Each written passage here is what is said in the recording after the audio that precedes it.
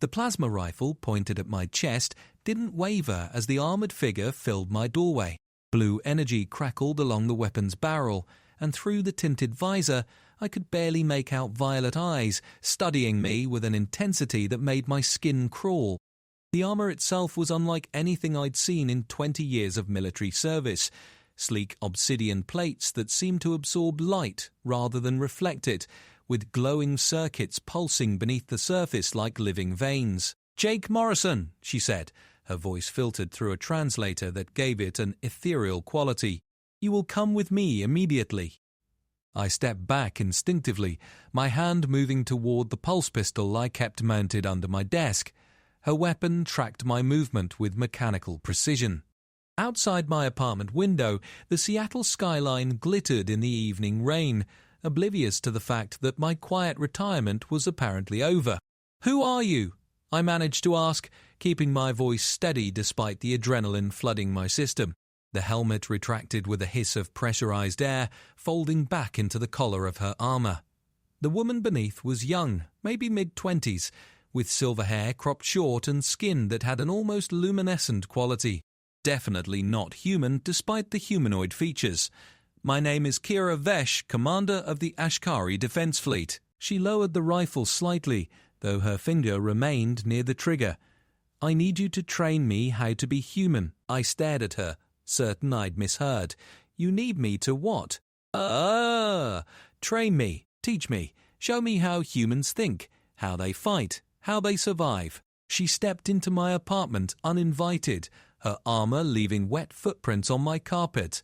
"You have 72 hours before the Conclave arrives to judge your species. They will test humanity's worthiness to join the galactic community through combat trials. Every species they've evaluated in the past 3 centuries has failed. Every single one." My mind reeled. First contact, and it came with a death sentence. "Why tell me this? Why help us?" "Because I've studied your military history," Kira said, deactivating her rifle and maglocking it to her thigh plate. "Every war, every battle, every impossible victory your kind has pulled from the jaws of defeat. The Terran species shouldn't exist. You're too fragile, too short-lived, too primitive, yet you've survived ice ages, plagues, nuclear weapons, and each other. Your tactics are insane. Your strategies defy logic. Your soldiers fight with a ferocity that terrifies species 10 times your strength."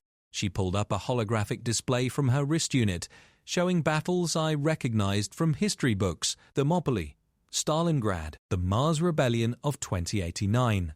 The Conclave champions are trained from birth, genetically enhanced, equipped with technology that makes your best weapons look like stone tools. They are perfect warriors. Her violet eyes locked onto mine. "Which is why they always lose to imperfection, to chaos, to humanity's greatest weapon." "And what's that?" I asked. "Desperation," she said simply.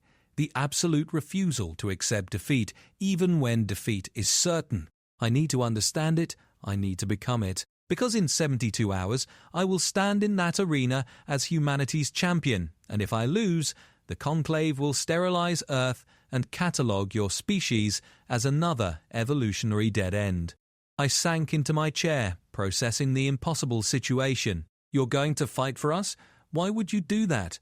"Because the Conclave is wrong," Kira said, her voice carrying an edge of anger. "They've destroyed 200 civilizations in the name of galactic purity. They fear anything they can't control, can't predict, and humanity terrifies them more than they'll ever admit. That's why they're coming now, before you develop faster-than-light travel, before you can spread to the stars." She deactivated her hologram and looked at me with an expression I couldn't quite read. "I was sent to observe Earth 3 years ago. I've watched your people struggle and adapt and overcome. I've seen parents sacrifice everything for children who hate them. I've seen scientists work themselves to death solving problems that won't pay off for generations. I've seen soldiers throw themselves on grenades to save strangers. And you think you can learn that in 3 days? No," Kira admitted, "but I can learn enough. I'm already stronger than any human, faster, more durable. What I lack is the one thing that makes you dangerous." I fight to win. Humans fight because losing isn't an option. There's a difference, and that difference will determine whether your species sees tomorrow. I stood up slowly, my retirement suddenly feeling like a distant memory. If this was real, if Earth had 3 days before judgment, then sleep and safety were luxuries we couldn't afford. "All right," I said, moving to my weapons locker. "If you want to learn how humans fight, Lesson 1 starts now. We don't wait for the enemy to come to us." Kira's face split into a predatory smile. "Good. Show me." The training began in the most human way possible, with pain and poor decisions. I led Kira to an abandoned warehouse district south of the city, a place where the law didn't reach, and survival was the only currency that mattered. She'd changed out of her armor into civilian clothes that looked wrong on her too-perfect frame, though she'd kept a personal shield generator hidden under her jacket. "Turn it off," I told her, as we approached a cluster of flickering neon signs advertising pleasures both legal and otherwise. "The shield, all of it." "That's tactically unsound," she protested. "Exactly. Humans don't get shields. We get scars." I pushed through a door marked with symbols I couldn't read, entering a fighting pit I'd frequented in my younger, stupider days. The crowd was already thick with spectators, and the air reeked of sweat, blood, and synthetic stimulants. A man built like a tank blocked our path. His augmented arms were barely legal, and his eyes had the glassy look of someone running combat drugs. "New meat?" he asked, sizing up Kira with interest. "She's looking for a fight," I said before Kira could respond. "No rules, no limits." The man's grin showed several missing teeth. "Honey, you sure you want to play with the big boys?" Kira's response was to grab his augmented arm and bend it backward until something cracked. He screamed and swung at her with his other fist, a blow that would have shattered concrete. She took it full in the face, her head snapping back from the impact. Then she straightened up, blood streaming from her nose, and smiled. "Again," she said. What followed was less a fight and more an education in human stupidity. Kira refused to use her superior strength or speed, instead taking hits that would have hospitalized a normal person. She let herself get thrown into walls, choked until her lips turned blue, kicked until ribs cracked. Each time she went down, she got back up, and each time her movements became less precise, more wild, more desperate. The crowd loved it. They'd never seen anyone absorb that much punishment and keep coming. What they didn't understand was that Kira was learning something no amount of combat training could teach her. She was learning what it felt like to fight without superiority, without advantage, without hope. By the fourth opponent, she wasn't fighting with technique anymore. She was brawling like a cornered animal, using broken bottles and makeshift weapons, biting and clawing and refusing to stay down. Her alien physiology kept her alive, but she fought like she didn't have it. I pulled her out after the 7th fight when she could barely stand. Her face was a mass of bruises, one eye swollen shut, and she was coughing blood. As I half carried her out of the warehouse, she was laughing. "That was insane," she gasped. "That was completely, utterly insane." "Welcome to humanity," I said, flagging down an automated cab. "Lesson 2 starts in 6 hours. Get some sleep." "What's lesson 2? I looked at her battered face and felt something like pride. How to turn insanity into strategy. The cab lifted off into the night sky, and I watched it go, wondering if I'd just helped save Earth or doomed it. Either way, there was no going back now. Back at my apartment, I didn't sleep. Instead, I pulled up every piece of tactical data I could find on the Conclave, using contacts I'd maintained from my military days. What I found wasn't encouraging. The Conclave champions were everything Kira had described, and worse, they'd never lost a judgment trial. Never even come close. But as I studied their fighting styles, their perfect formations and flawless techniques, I began to see something they probably couldn't. They were predictable. They fought like machines because they'd been trained to eliminate variables, to remove chaos from combat. They'd never faced an opponent who embraced chaos, who weaponized their own desperation. My comm unit buzzed. It was Kira, her face still swollen but her eyes alert. "I can't sleep," she admitted. "My body is trying to heal, but my mind won't stop replaying the fights. Is this normal?" "Very," I said. "Your brain is processing trauma and adrenaline. It's looking for patterns, trying to understand what happened so you can do better next time. But I lost every fight." "No, you survived every fight. There's a difference." I pulled up a tactical display on my screen. "The Conclave champions will expect you to fight like them, with precision and control. Instead, you're going to fight like a human who has nothing left to lose. You're going to be unpredictable, reckless, and absolutely terrifying." Kira nodded slowly. "What's our next move?" "We're going to teach you the art of the sucker punch," I said. "And then we're going to introduce you to the concept of fighting dirty." The next 18 hours were a crash course in human warfare at its most pragmatic. I took Kira to a military surplus store run by an old friend named Connor Hayes, a veteran who'd lost his legs in the Titan campaigns and replaced them with military-grade prosthetics that let him kick through steel doors. "You want me to teach an alien how to cheat at combat?" Connor asked, looking Kira up and down. Her bruises had healed overnight, another reminder of her non-human nature, but I'd made her wear makeup to cover the too quick recovery. "I want you to teach her how to win at any cost," I corrected. Connor grinned. "Now that's a lesson worth teaching."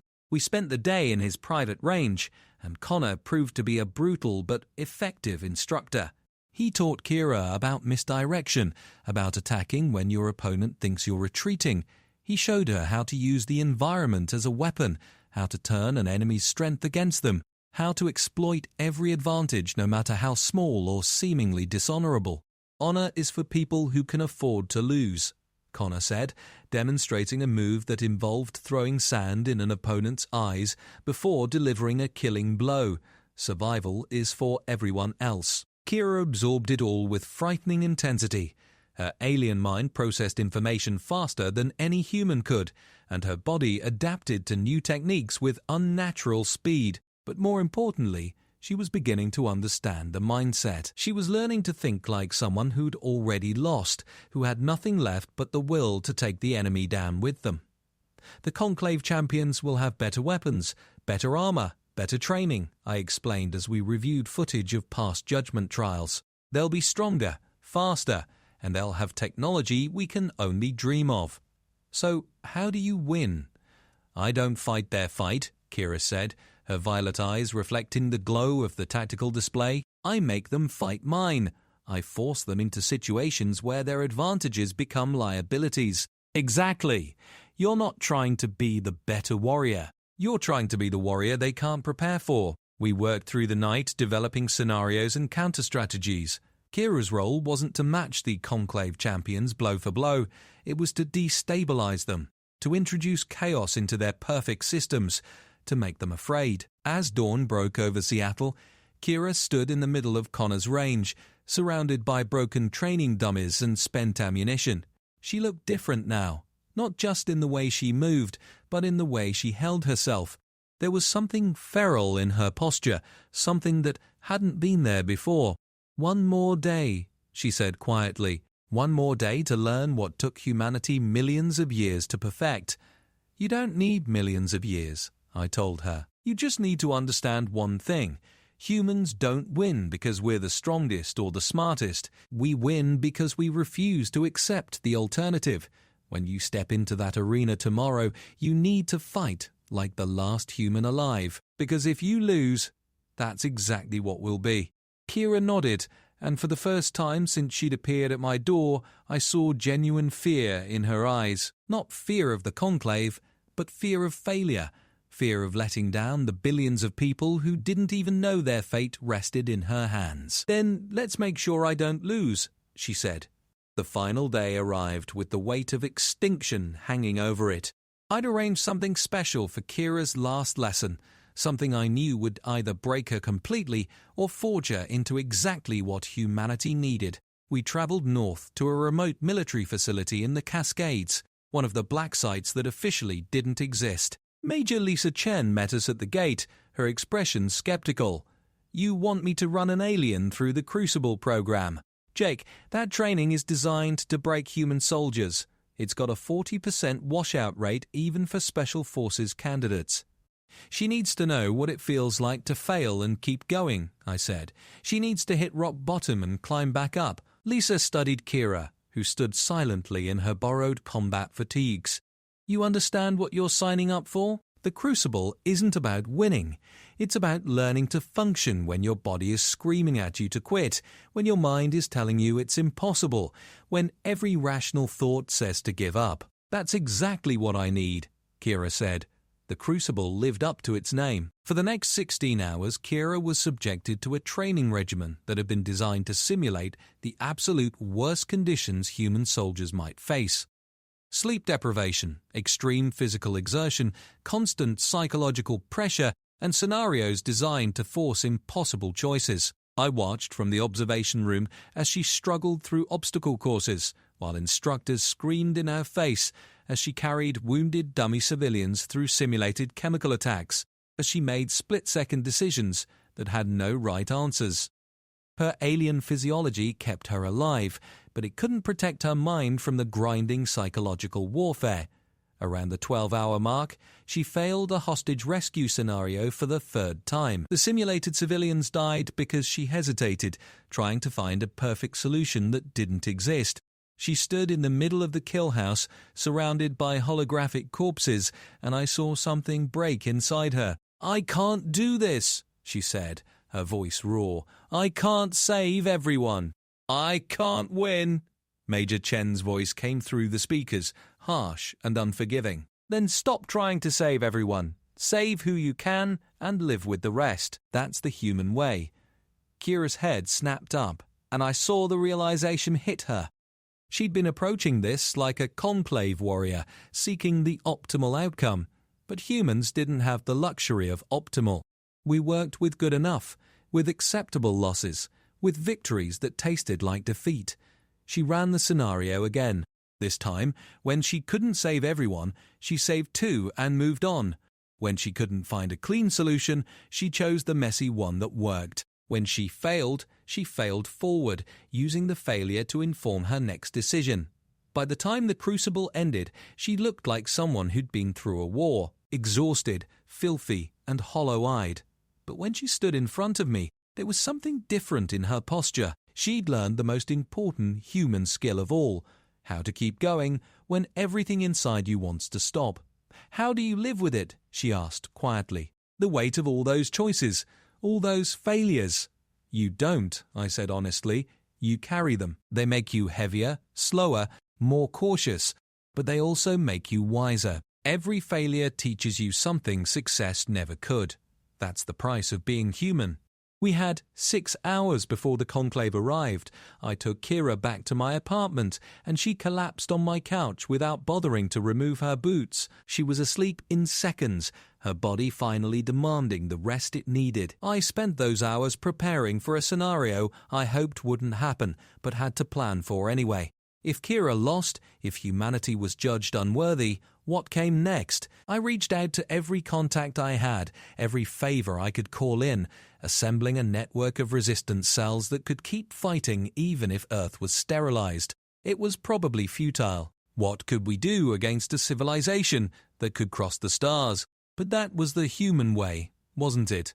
Fight the unwinnable fight because the alternative was unacceptable. Kira woke an hour before the conclave's arrival.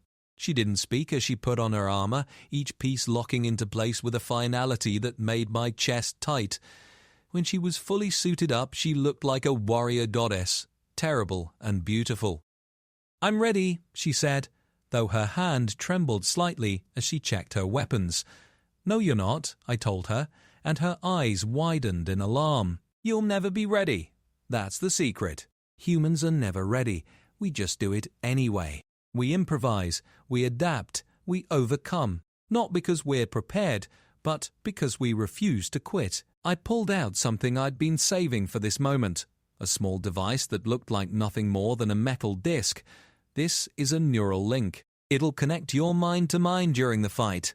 You'll have access to my tactical knowledge, my experience, everything I've learned in 20 years of combat. But more importantly, you'll feel what I feel, the the fear, the anger, the desperate refusal to give up. You'll have a human voice in your head when you need it most. Kira stared at the device. That kind of connection, it could damage your mind. The feedback from my alien neural patterns. I know the risks, I interrupted. And I'm doing it anyway, because that's what humans do. We take insane risks for people we barely know. We sacrifice ourselves for causes we'll never see fulfilled. It's irrational, illogical, and absolutely necessary. She took the device with shaking hands and pressed it to the base of her skull. It bonded with her armor's systems, and I activated its counterpart in the implant I'd had installed during my service years. The connection flared to life, and suddenly I could feel her presence in my mind, vast and alien and terrified. "Together then," she said through our link, her mental voice steadier than her physical one. "Together," I agreed. The sky above Seattle split open like a wound, and the conclave arrived in glory and judgment.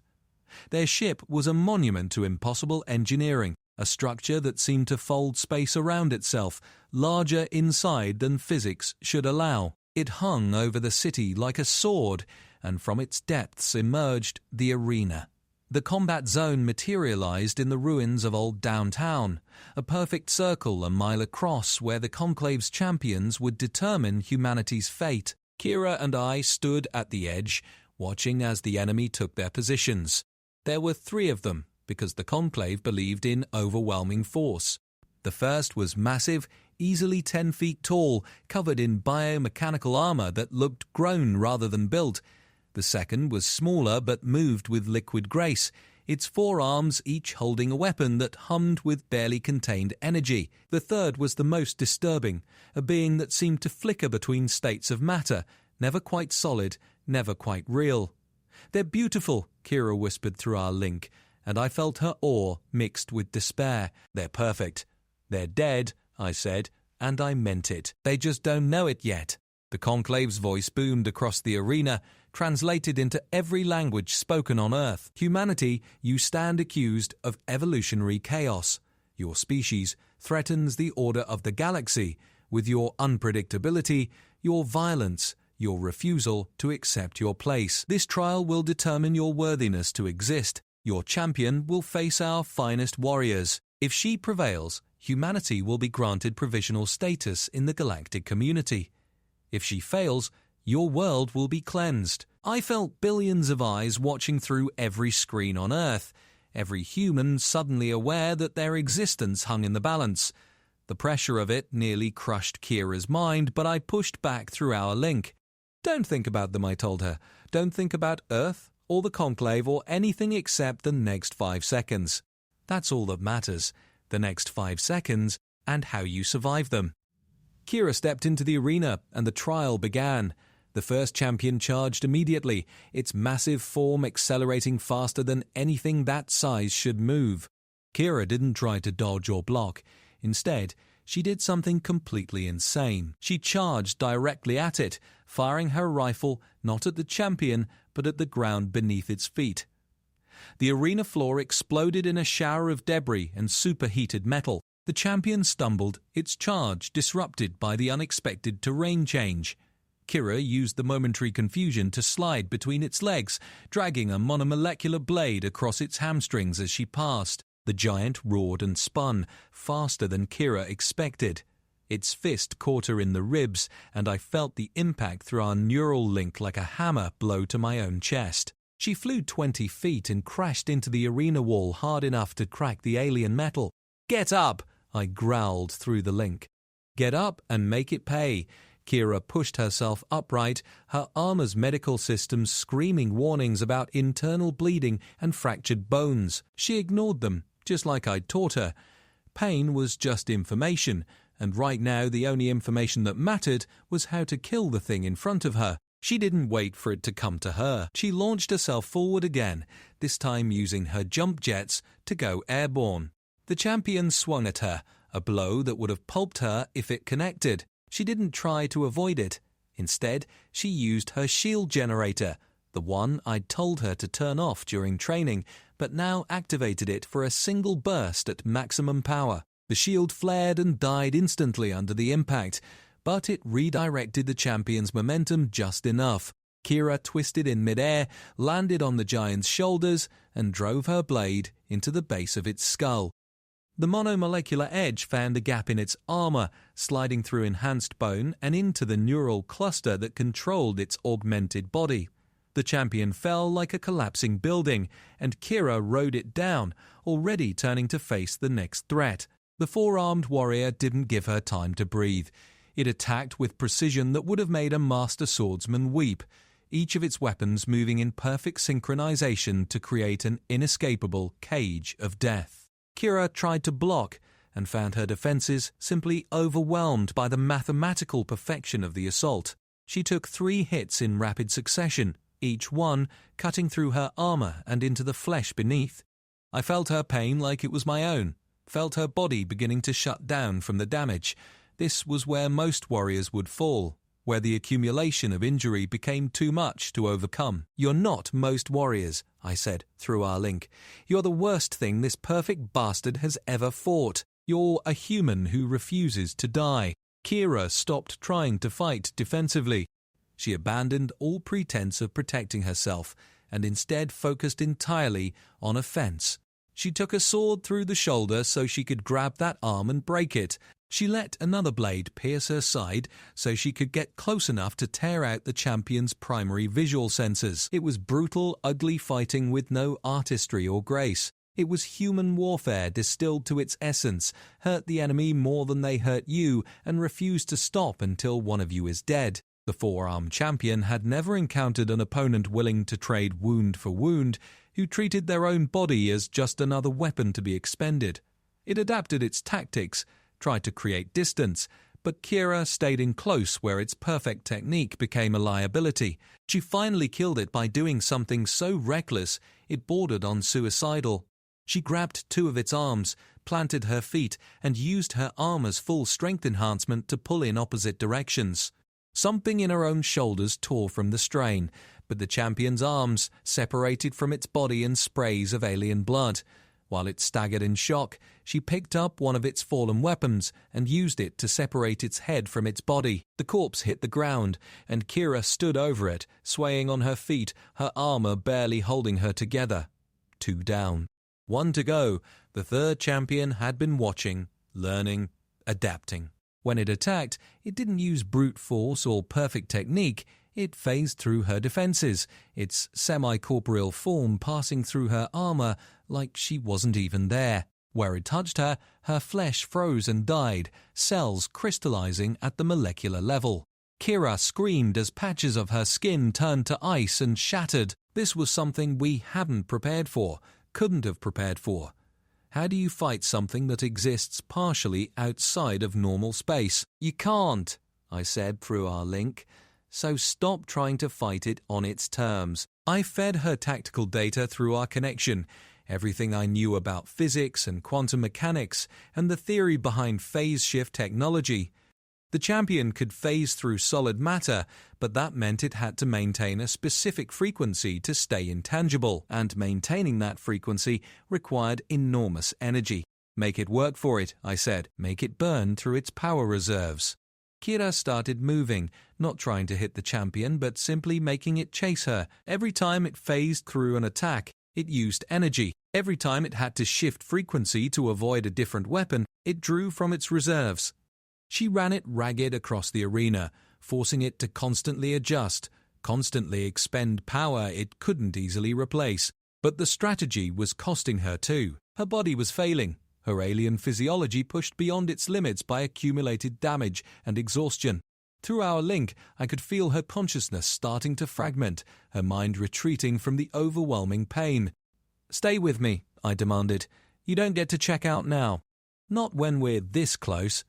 "I can't," she whispered, her mental voice fading. "I'm sorry, Jake, I'm not strong enough." "You're right," I said, and I felt her surprise at my agreement. "You're not strong enough. No one is. That's why you have to be strong enough anyway. That's the human way. We do impossible things because they need to be done, because someone has to stand up and say no when the universe says yes." I pushed everything I had through our neural link. every memory of impossible victories and desperate stands.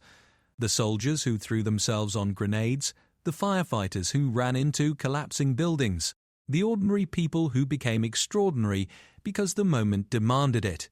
You wanted to know what makes humans dangerous, I said. It's this.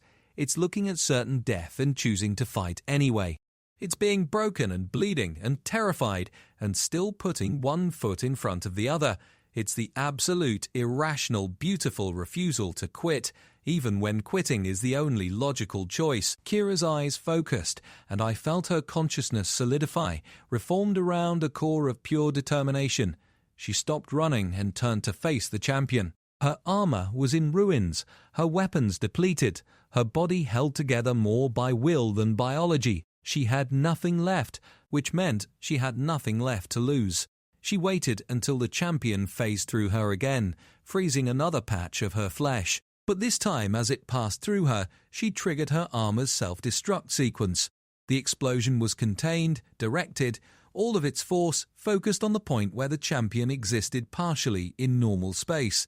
The blast caught it mid-phase, and for a fraction of a second, it was forced fully into reality. In that moment, Kira grabbed it with hands that were more ice than flesh and held on with everything she had left. The champion tried to phase away, but she'd learned something about human desperation in those 3 days of training. When a human has you in their grip, when they've decided you're going down with them, there's no force in the universe that will make them let go. Her armor's fusion core reached critical temperature. The champion's eyes widened in understanding and horror. It had never encountered a warrior willing to die to achieve victory, had never conceived of suicide as a valid tactical option. "For Earth," Kira said, through our link. And then everything went white. The explosion vaporized both combatants and carved a crater 50 feet deep in the arena floor. The shockwave knocked down buildings across downtown Seattle and shattered windows for miles. When the smoke cleared, there was nothing left but fused metal and the smell of ozone. I fell to my knees, the neural link severed, feeling like half my soul had been ripped away. Around me, humanity held its breath, waiting for the Conclave's judgment. We'd won, but at what cost? Kira had given everything to prove humans were worth saving, and she hadn't even been human. The Conclave's voice rang out again, but this time there was something different in its tone. Uncertainty, maybe even fear. The trial is concluded. The champion has prevailed. By the laws of the Conclave, humanity is granted provisional membership in the galactic community. But I barely heard the pronouncement. I was still kneeling at the crater's edge, staring at the destruction, when I saw something impossible. A figure emerging from the smoke, badly burned and barely alive, but moving. Kira had survived. Her armor was gone, melted away by the blast. Her silver hair was singed black, and her skin was a mass of burns and frostbite. She should have been dead a dozen times over. But she was walking, one agonizing step at a time, climbing out of the crater that should have been her grave. When she reached the edge, she collapsed into my arms, and I held her while medical teams rushed forward. Through her cracked lips, she managed to whisper, "Did we win?" "Yeah," I said, my voice breaking. "We won." "Good," she breathed. "Because I'm never doing that again." I laughed, despite everything, despite the death and destruction and the weight of what we'd just survived. Welcome to humanity, Kira. We pull off the impossible and then complain about it afterward. She smiled, and then the medics took her away, rushing her to facilities that could handle alien physiology. I watched them go, knowing that Earth had just been given a second chance.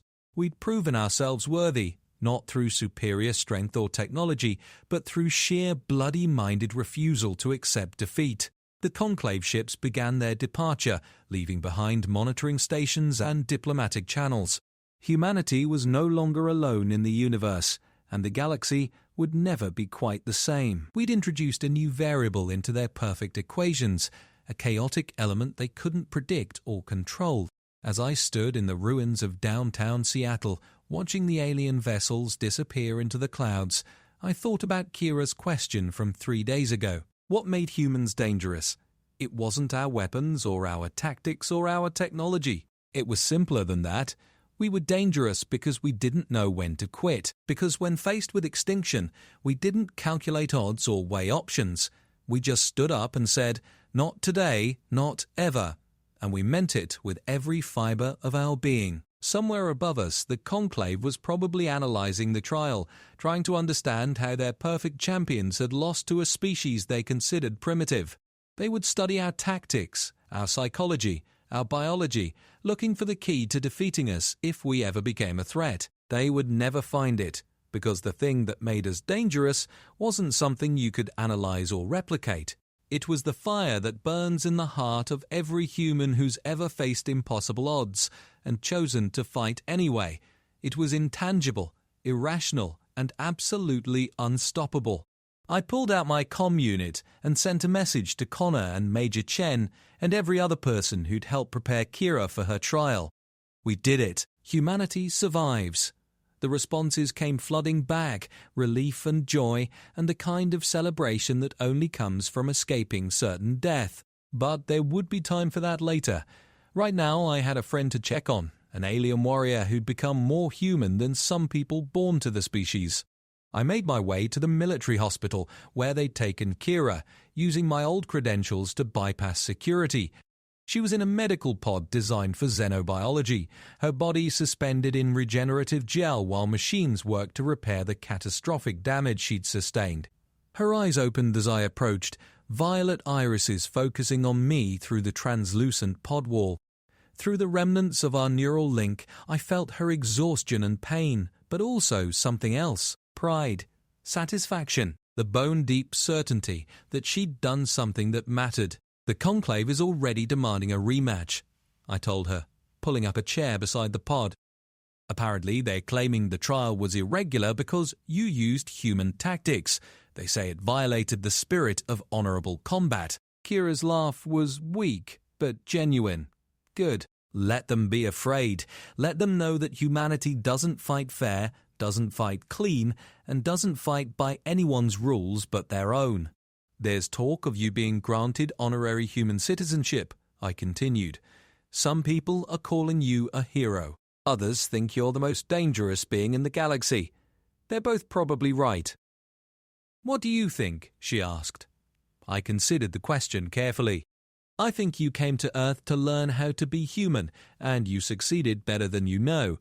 You learned that being human isn't about biology or birthplace. It's about choices. It's about standing up for something bigger than yourself, even when it costs you everything." She was quiet for a long moment, her eyes closing as the medical systems adjusted her sedation levels. Just before she drifted off, she whispered, "Thank you for teaching me." "Thank you for listening," I replied. Over the following weeks, Earth transformed. The Conclave's grudging acceptance opened doors to technologies and knowledge beyond our wildest dreams. Trade agreements were signed, cultural exchanges arranged, and humanity took its first tentative steps onto the galactic stage. But we didn't forget the lesson Kira had taught us. We didn't try to become like the other species, didn't attempt to smooth out our rough edges or eliminate our unpredictability. We leaned into it, embraced our chaos, and made it clear to the galaxy that humanity would never be tamed. Kira recovered, her alien physiology eventually healing even the worst of her injuries. She was offered a position in Earth's new defense force, training humans to fight in the galactic arena we'd just entered. She accepted, on the condition that humans would train her in return, a perpetual exchange of knowledge that would benefit both species. The Conclave watched nervously as humanity spread to the stars, always expecting us to follow the patterns of other civilizations to settle into predictable behaviors. They're still waiting. Every time they think they understand us, we do something that defies their models and breaks their predictions. Because that's what we do. We're the species that looked at impossible odds and said, "Watch this." We're the people who turned our greatest weakness into our most powerful weapon. We're humanity, and we don't know how to quit. As I stood in my apartment one evening, looking out at the Seattle skyline, now dotted with alien architecture, I thought about that night, 3 days before the trial, when Kira had appeared at my door in full armor, pointing a weapon at my chest, asking me to teach her the impossible. I'd given her everything I had, every lesson learned in 20 years of combat, every hard truth about what it meant to survive against superior forces. But in the end, she'd taught me something too. She'd reminded me that humanity's greatest strength wasn't our technology or our tactics. It was our ability to inspire, to take someone from across the stars, someone built differently and thinking differently, and show them that they too could refuse to quit, that they too could stand against impossible odds and fight not because victory was certain, but because surrender was unthinkable. My comm unit buzzed with a message from Kira, training exercise tomorrow at 0600, bringing some conclave observers who want to see how humans prepare for combat. Should I warn them it's going to be crazy? I smiled and typed back, "Where's the fun in that?" Her response was a laughing emoji, followed by, "You've created a monster. The conclave has no idea what's coming." "Good," I replied. "Let's keep it that way." I shut down my comm unit and poured myself a drink, raising the glass to the stars visible through my window, to Kira, who'd learned to be human in 3 days, to humanity, who'd proven themselves worthy of the galaxy, and to every impossible victory yet to come. Because we were just getting started. The conclave had given us access to the stars, thinking they could control and contain us. They had no idea that they'd just unleashed the most unpredictable force the galaxy had ever known. Humanity was loose among the stars, and nothing would ever be the same. We would stumble and fail and make mistakes that would horrify our more civilized neighbors. But we would also achieve wonders they couldn't imagine, solve problems they'd given up on, and refuse to accept limitations they considered absolute. And somewhere out there, in the vast darkness between the stars, other species were watching, some with fear, some with curiosity, and some with hope. Because if humanity could go from the edge of extinction to galactic citizenship in the span of 3 days, what else might be possible? The answer, as Kira had learned, was anything, everything, whatever we decided we wanted badly enough to fight for, regardless of the odds or the cost. That was the human way, and now it was the galactic way too. I finished my drink and headed to bed, knowing that tomorrow would bring new challenges, new impossibilities to overcome. And I couldn't wait, because that's what we do. We look at the impossible and say not today, not ever, and we mean it. In full armor, she'd stood at my door and made an unbelievable request. I'd thought I was teaching her how to be human, but in the end she'd reminded all of us what being human really meant, and for that, the galaxy would never be quite the same.